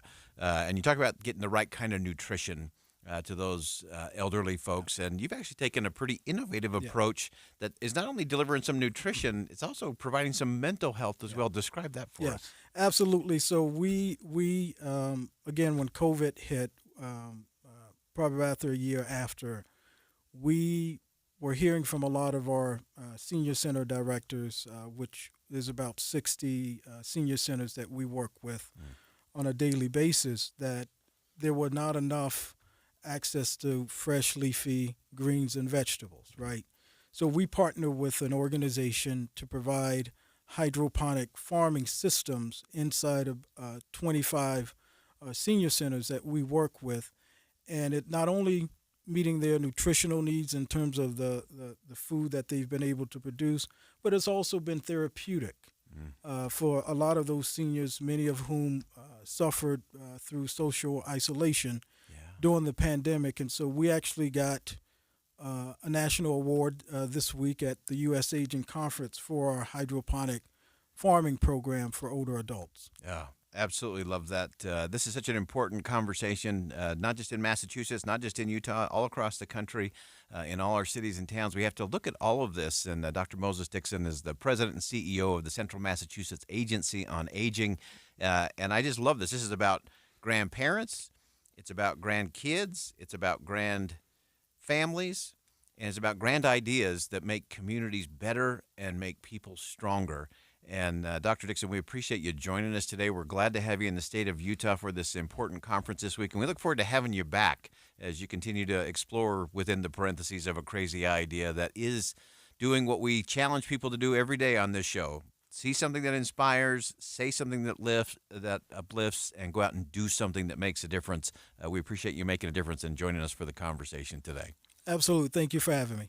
All right, we're going to step aside for a commercial break. When we come back, we're going to continue focused on families. The Utah Family Miracle, a new policy proposal and some new studies that have come out today. Brad Wilcox from the University of Virginia is going to join us live in studio coming up next on Inside Sources. Stick around. We'll be right back.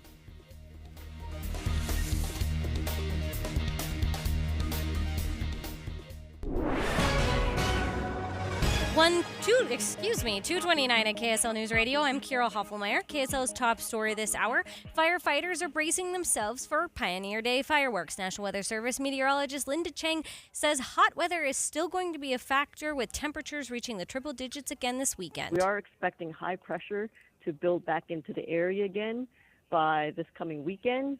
And with that, we're going to see a return to hotter and dry conditions. There have been nearly 300 wildfires sparked this season, half of them by humans.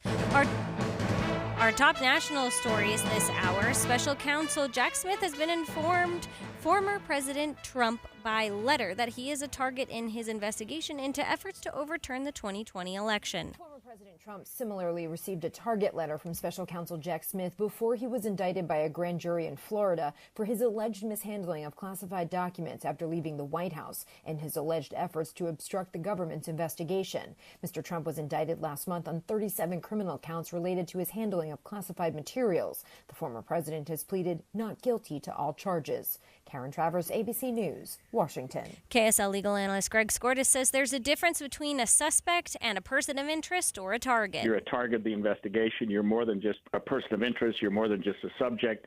And when people get a target letter, that means that you're certainly entitled to Fifth and Sixth Amendment privileges. President Trump has 4 days to report to the January 6th grand jury. Skordas says his attorneys are most likely advising the former president not to speak. Your money on this moment: the Dow finished up 366 to 34,951. The S&P up 32. The Nasdaq also up 108. Coming up, it's going to keep feeling hot, hot, hot. KSL weather's next. KSL News Time, 2:31.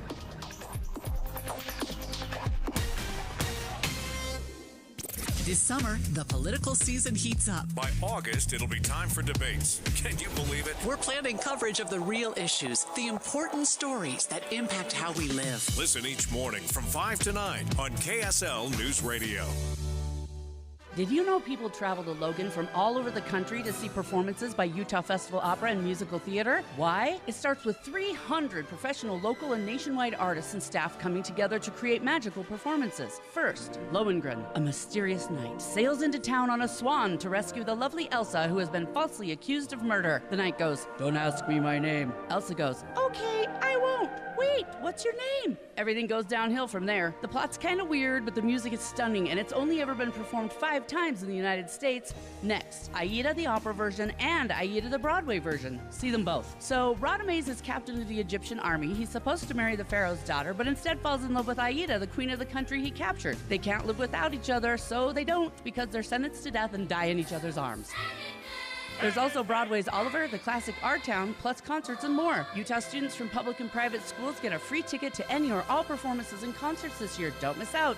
UtahFestival.org. With our roots in northern Utah, Holy Cross Hospital has a legacy of caring to help every person be whole and healthy. Find us at 5 Holy Cross Hospital locations and more than 45 clinics along the Wasatch Front. Learn more at holycrossutah.org. At Holy Cross Hospital, we're honored to carry the legacy of our namesake and equally honored to care for Northern Utah's vibrant communities. Find us at 5 Holy Cross Hospital locations and more than 45 clinics along the Wasatch Front. Learn more at holycrossutah.org. The name's Osborne, Josh Osborne, and I'm so excited to announce our 00 summer sale here at Volkswagen Southtown. Summers are for thrills, chills, and hot deals. Get a new high-tech VW for nothing down and no payments for 90 days. Our 00 agents are standing by to make sure you pay nothing down and have no payments for 3 months, so you can achieve your top secret mission this summer. Come see why we're Utah's #1 Volkswagen dealer. Get to VWSouthtown.com. 2022 VW rankings. Financing through VCI on select models OAC. See dealer for details. I have to admit, when I heard that Hale Center Theater was going to be presenting Newsies, I was really excited. My whole family, as a matter of fact. Dee and I caught the performance the other night, and it is terrific. The youthful energy is simply amazing. Song after song that you love, highlighting, of course, a wonderful story that we can all appreciate. The youthful audience, too. They were loving Hale Center Theater and the presentation of Newsies. But much more is coming up, too. Disney's Finding Nemo Jr., Catch Me If You Can, a murder mystery, Around the World in 80 Days, and Elf the Musical is going to take us through the holidays. All of that and so much more is waiting for you at Hale Center Theater. Don't be left out on Newsies. It is so much fun. Your whole family is absolutely going to love it. And all you have to do is go to hct.org and get your tickets now. That's hct.org, Hale Center Theater. Traffic and weather together, brought to you by Granite Credit Union's High Yield Savings Certificates. We've got Ricky Meese in the traffic center. And it's a delay-free drive on all your Valley freeways. But we do have an accident westbound I-215 South Belt, about 1300 west, so not far from Redwood Road. It is out of traffic on the right shoulder.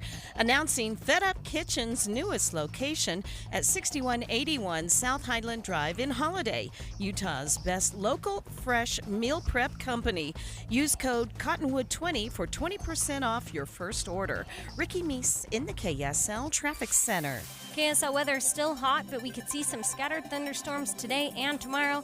Today's high somewhere around 95 degrees, 97 to 98 tomorrow rather, and back up to 104 by the weekend. Right now it is 95 degrees and partly cloudy at KSL News Radio, 102.7 FM, 1160 AM, and KSLNewsRadio.com. Your all-day companion for news. Inside Sources. Inside Sources. America's voice of reason. Boyd Matheson on Utah's home for elevated conversation. Inside Sources on KSL News Radio. Utah is often ranked #1 or near #1 when it comes to economic outlook in the United States. And, of course, one of the keys to Utah's success economically is the strength and stability of Utah families. Obviously, when families succeed, people are exponentially more likely to succeed in other areas as a result of that. Social capital goes up, businesses thrive, communities grow. So what is the secret sauce for Utah? What does it really mean? What does that look like? Often people call Utah an economic miracle. A new report out today talks about the Utah family miracle, but looking at some specific policies as well. And we're really thrilled to have on the program today Brad Wilcox. Brad, of course, is with the University of Virginia. He's the director of the National Marriage Project at the University of Virginia, senior fellow at the Institute for Family Studies, and also here as part of being a visiting scholar of the Sutherland Institute. And this is really a continuation of what the Sutherland Institute started with the Free Forum earlier this year, talking about a lot of those high-level principles. Now we get to get into the stuff that I love, and that is the policy of how do we make sure this actually gets applied and used. And Brad, welcome back to the show. It's good to be here, Boyd.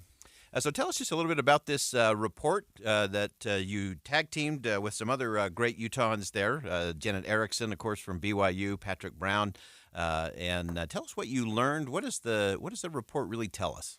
So this new report with Sutherland Institute is kind of basically giving us a sense of sort of how is the family doing here in Utah and how that's connected to sort of the state's capacity to succeed, particularly economically. And then what we can do, I think, to kind of just maintain that strength that we've seen, manifested over many decades here in Utah when it comes to marriage and family life. Yeah. And so when you look at kind of where we are, status, I always say the most dangerous day in the life of an organization is the day you hit number one.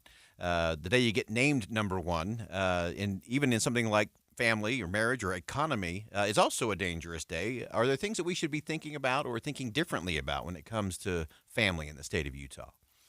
Well, I think there are obviously kind of new challenges facing Americans, and those challenges include, I think, the role of technology and the way in which smartphones and social media can be sources of distraction for us and kind of can get us off of spending time with friends and family in ways that affect everything from getting married to having kids. We've seen a dramatic decline, for instance, in fertility in the U.S., including here in Utah, since 2009. I think part of the story there is that sort of the rise of smartphones have led to less socializing, even in the most profound ways when it comes to getting married and having kids as well. So I think technology is a new challenge facing folks in Utah and across the country. I think there's more and more concern that I've heard articulated here in the state about kind of the role of boys and young men. Kind of a lot of them are floundering in school, spending too much time playing video games, et cetera, and not kind of really kind of growing up and being responsible, flourishing young men. So that's, I think, a challenge kind of facing the state as well as much of the country as well. So these are some of the newer challenges that we're seeing that make, I think, marriage and family life, different, in some ways good, but also in some ways that are concerning too. Yeah, definitely concerning. We've been focused a lot this week, and over the last several weeks, we had Christine Emba from the Washington Post had a great piece on American men, young men in particular, that have been floundering. Of course, Ian Rowe from AEI has been weighing in there, and Richard Reeves, of course, in terms of a lot of his landmark work, in terms of defining what is going on. In terms of the path forward, I'd love to get your perspective on that, Brad, in terms of young men in particular, and then we'll dive into some more of the family focus. But those young men do become integral and vital part of a thriving family. Yeah, so in this new report for the Sutherland Institute, one of the things, we articulate 5 different policy ideas, but the final one is to have the state inaugurate a commission on men and boys. The idea here is not to have just a bunch of people sitting around a table kind of, just chatting away, but to really think concretely, or what are some of the ways in which the state could, really kind of bridge that gap we're seeing between boys and girls in Utah schools.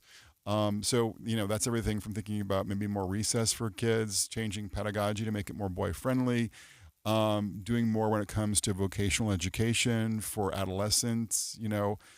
There's got to be more to kind of make sure that, our schools, both here in Utah and around the country, are doing as much for boys as they are for girls. So that's sort of one thing that the commission, I think, could tackle. But I think beyond that, it's important for people to kind of just be real. And to recognize that today, for instance, the number one influencer for boys today on the internet is Andrew Tate. Now, here's a guy who articulates a lot about stuff about responsibility and strength and kind of being the captain of your own ship. That's all fine, But he's also obviously someone who kind of really articulates this idea that money is what matters, and he takes obviously a very kind of objectifying, even abusive approach to women. Yeah. So I think if we're kind of wanting to be serious about kind of giving our young men a model of masculinity, we've got to be much more, I think, concrete and intentional about articulating for them, some norms, some values, some, aspirations that would be kind of compelling to boys and young men as well. So a commission that was charged with kind of thinking about how schools and colleges and, vocational education works in the state, and then also about maybe building up a kind of a PSA campaign around, the Boys to Men pipeline that's really constructive and not destructive would be helpful as well. Yeah, I think that's a crucial conversation that I think we've been going at it all the wrong way. We've been playing it as a zero-sum game between men and women, boys and girls, and the fact that both can thrive and succeed. We just got to think about it a little different. Right, and what one of the things that I'm seeing now more and more in my college students, my female college students, is there's a certain kind of like concern. You can see it kind of in their eyes. They'll come into my office and they'll express like a sort of a frustration with their inability to find, a guy on the college campus who'd be worthy of dating. This was articulated too by Christine Emba from Washington Post, in that piece that she wrote recently. So, talking about young women expressing frustration about kind of the quality of the men in their social circles. So, if boys are not thriving, if young men are not thriving, that means too that our girls and our young women too are going to be oftentimes upset with the options available to them. Yeah, no question about that. And I want to talk for a minute about one of those policy proposals, or one of those areas of emphasis, I think, coming out of your report today with the Sutherland Institute, is this idea of the success sequence. That is an important thing that we need to emphasize and focus on, not just as a high-level idea, but we actually need to get it down into our young people to understand, hey, there is a sequence, and the results don't lie, and the results matter.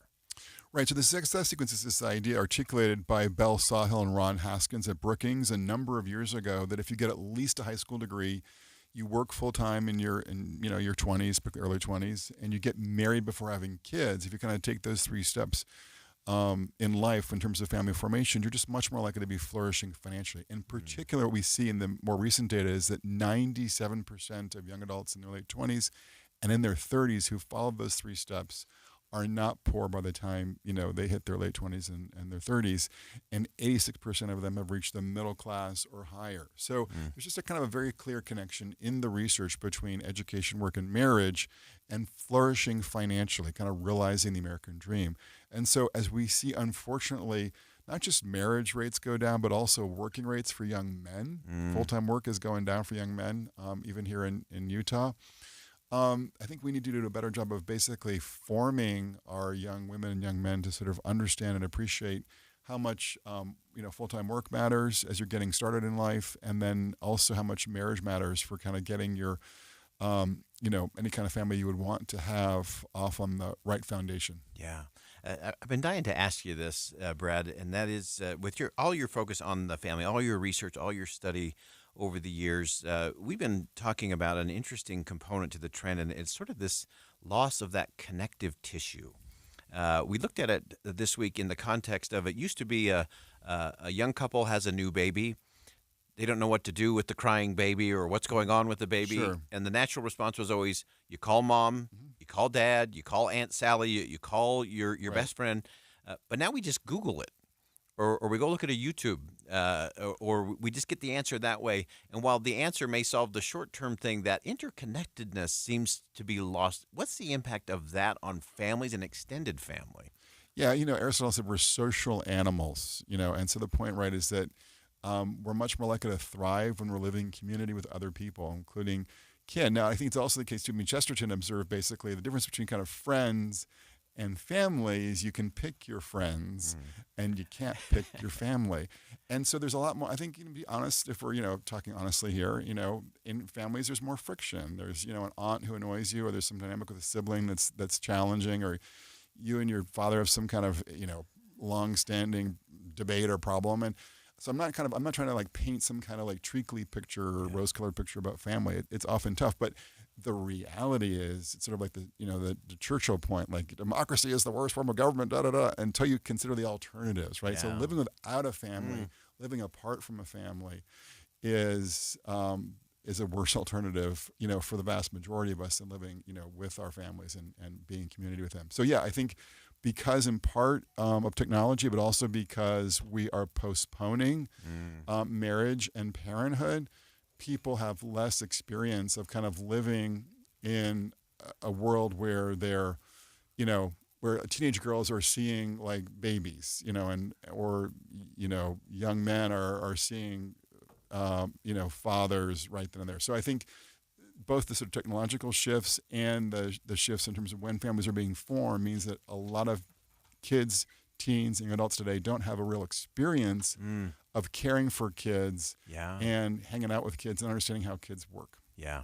And families are messy. That's our Yes. that's our motto around here. Yes. And messy is good. Yes. In the That's end. right. I want to hit just real quickly. You hit two other points in this, both kind of dealing with the cost, the economics of it, whether it's housing, whether it's cost in general. Just give us a real quick snapshot of that. So obviously, I think a lot of parents today are sort of feeling like it just takes more money to raise the kids. And in terms of obviously here in Utah, there's been a pretty big increase in the cost of housing because it's such a popular state.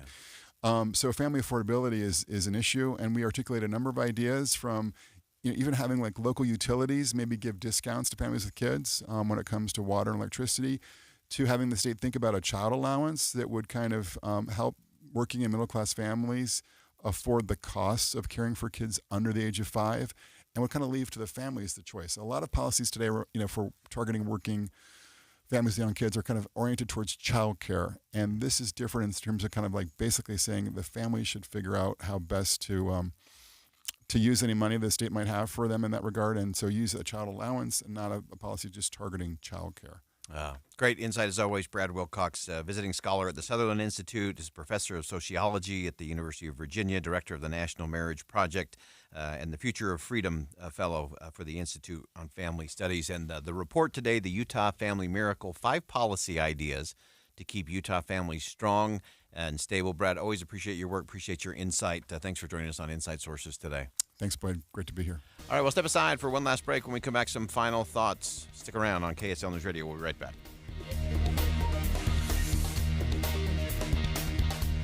You thought there'd be a real estate crash, didn't you? And you thought you'd be able to buy a house for less money and at a lower interest rate, right? Sorry, the crash didn't happen. You see, there's a shortage of homes in Utah and Idaho, and that's why prices are stable or even going up 5 to 10%.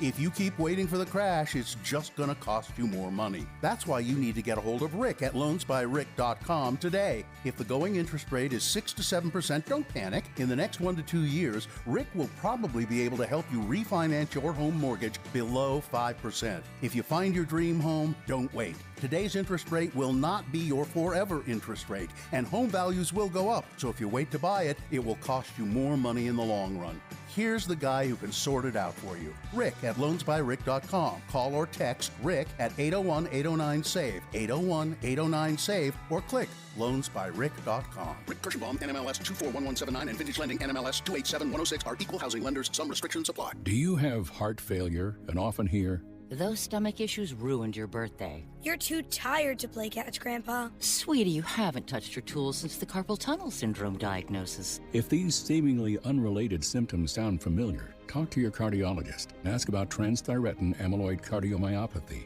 or ATTR-CM, a rare and underdiagnosed disease that gets worse over time. Learn more at connecttoyourheart.com. That's connecttoyourheart.com. Sponsored by Pfizer.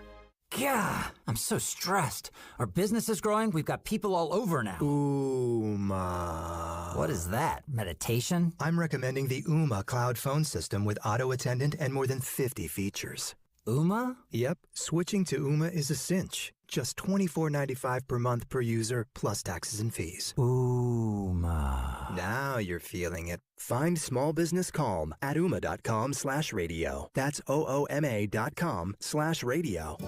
Back in the day, a shoemaker was called a cobbler because the stone you walked on was called cobblestone. Or was it the other way around?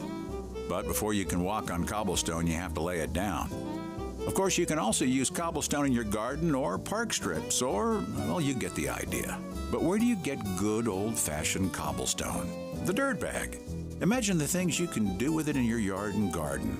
If you have an imagination, the dirt bag has what you need to bring that dream to life. Rock mulch? How about 11 different rock mulches? Playground chips for the kids? Yep, the dirt bag.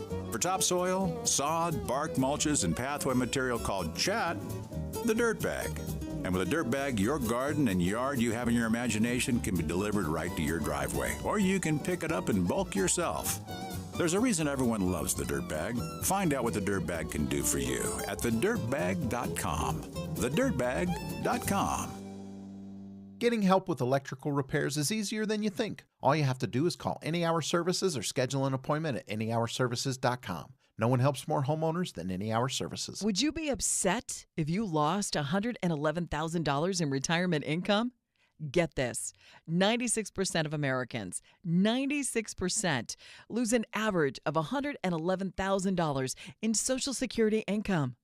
Learn how you could avoid this in a free report, the Social Security Decisions Guide from Boss Retirement Solutions, a 5-time winner of Utah's Best of State Award.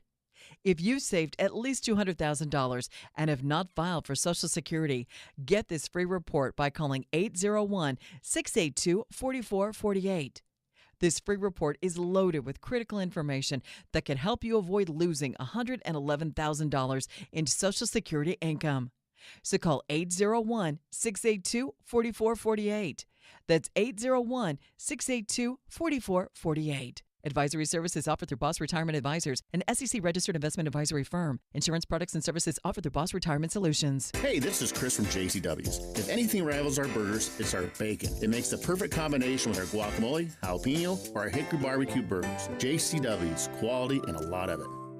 Dave and Debbie. One of my favorite things about Debbie is when we're in the middle of an interview, a light flips on and there's something that she picked out. I call it her spidey sense. And then she just tenaciously goes after that line of questioning. If someone tries to spin it, she's respectful, but she's firm. And she won't let you go with just that easy, trite answer. She's going to get down to the bottom of it, and I love it. I've always been impressed with Dave's ability to go back in his memory bank and drag out factual details from previous interviews, weeks, months, even years ago. It is phenomenal to watch that happen because it adds so much context to our coverage in the moment. Dave's got it all right up here in his brain, and that's impressive. This is a thing that Debbie does not do well. On-the-fly math. I agree. So one thing I agree with him on. Listen for Dave and Dejanovic 9 to noon on KSL News Radio. With the 3 things you need to know this hour, I'm Carol Huffelmeyer. First, half of Utah's nearly 300 wildfires this season were started by humans. This ahead of a continued dry and hot spell. Second, be thankful you don't live in Phoenix. The city just had a record-breaking 19th day of temperatures exceeding 110 degrees. Third, police in Las Vegas have issued a search warrant in the investigation into Tupac's murder back in September of 1996. The department said it did not have any other information to give out at this time. 95 degrees and partly cloudy in Salt Lake City. Back to Inside Sources on KSL News Radio. Hear elevated conversation on crucial issues. Boyd Matheson on Inside Sources. Welcome back to Inside Sources here on KSL News Radio. It is great to be with you today, as always. If you're just tuning in, we actually spent the last hour of the program talking about all kinds of different facets around families in this country, recognizing that that's where it all happens. Regardless of what kind of family. We spent the first couple of segments talking about something that is really growing around the country, and that is grand families, where grandparents are raising their grandchildren and sometimes their great-grandchildren, whether that's through a death, whether that's through an addiction, whether that's through incarceration. And in many places around the country, it is a troubling trend that has a whole host of difficulties. These grandparents are extraordinary, but often they don't have the resources they need to do simple things like getting the kids enrolled in school or to make sure they have the right kind of nutrition and so on. And so we had a great conversation with Dr. Moses Dixon from Massachusetts, who's in town, part of a conference on aging this week here in Salt Lake City. And he just is doing some extraordinary work there in Massachusetts and beyond. That I think is a great model in terms of how we approach the resources, access to the right kind of resources to produce the right kind of results. We just had a fantastic conversation with Brad Wilcox, who, of course, I don't know that anyone has studied the family more or in more different nuances and on more points of the compass. And a new report that has come out today, Brad Wilcox, the lead author on that in conjunction with the Sutherland Institute. It's called the Utah Family Miracle. why it matters, looking at some of those trends, but more importantly, some policy proposals in terms of how do we continue to strengthen Utah families. Everything from dealing with the cost of housing and the cost of raising a family to what's going on with young boys and young men in the state, to also looking at some of those other differentiators in terms of what we're doing in terms of results in school for all of our children. And so some really important things, some important work, and this is such a great trend. You know, we love to begin with the principles, and then we get to the policies.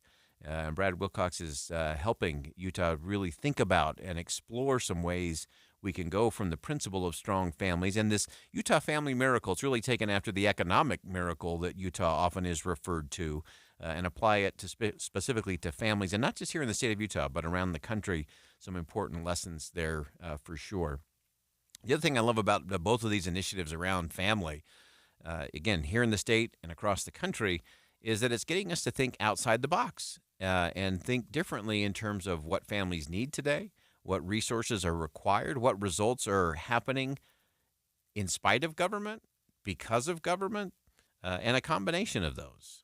Because the one thing we know is that Washington can't solve all the problems or deal with all the difficulties that we face in our society. And in so many ways, our politics continues to fail us. We started off the program talking about the town hall that was held in New Hampshire yesterday with the No Labels group. And they have some great policy proposals, a radical thing for a political party. And they're also kind of playing in that innovative space. Let's think differently about political parties. And whether you think they have a chance or not a chance, that's not what it's about. It's about a choice. And the one thing that we have missed in our country is choice, because we have politicians on the left and we have politicians on the right who tell us we can only have two choices. You can only have a blue choice or a red choice. That's all there is.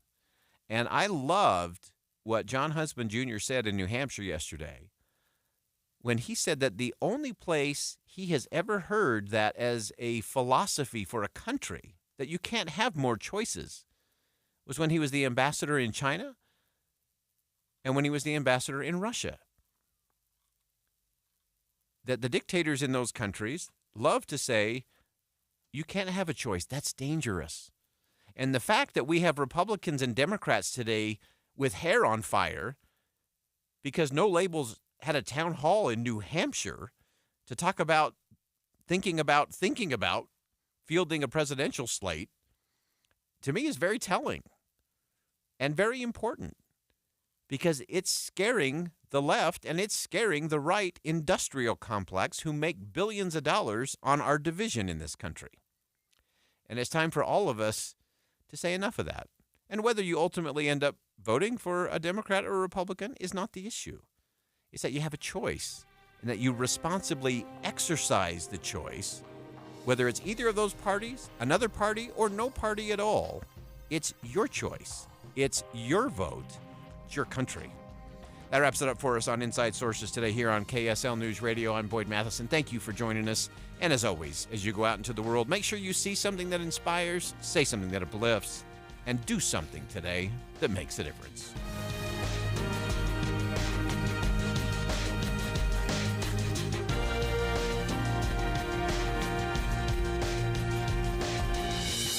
KSL FM Midvale, KSL Salt Lake City. Listen on the KSL News Radio app and in your car at 102.7 FM. KSL News Radio, Utah's all-day companion for news.